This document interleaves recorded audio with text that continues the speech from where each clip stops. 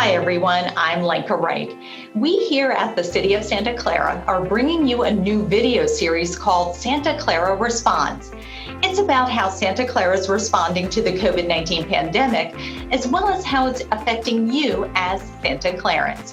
Today's guest is someone who I've worked with very closely over the last several months in the Emergency Operations Center, and that is Chief Emergency Services Officer Lisa Schoenthal. Lisa, welcome to the program. Thank you, Lenka.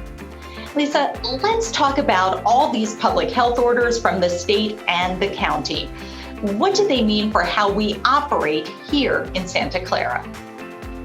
All of us in Santa Clara are required to follow both the state and the county public health orders, which means our lives have been altered for many months now.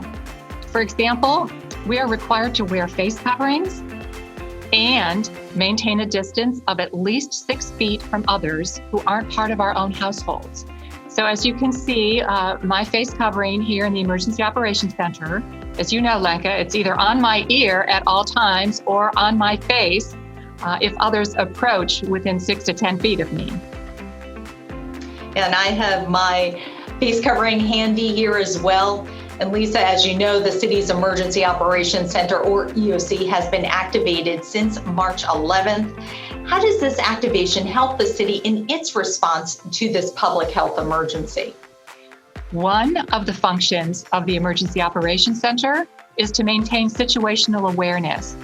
We follow all of the public health orders and guidances from the federal, state, and county levels, and orders from the state and county. We do this so city government can comply with the orders, and also so the services we provide to the public are done safely. Lisa, currently we are under the county's risk reduction order for COVID-19 and no longer sheltering in place, but things are far from back to normal. What can Santa Clarans do to stay safe and sane during the pandemic?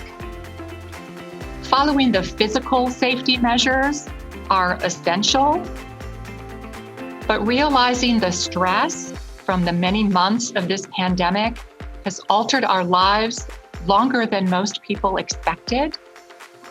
It's important to recognize that the stress is understandable and it's real.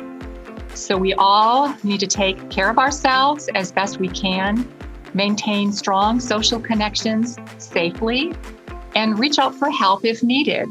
The county has provided resources to serve our community address their anxiety and stress from the pandemic.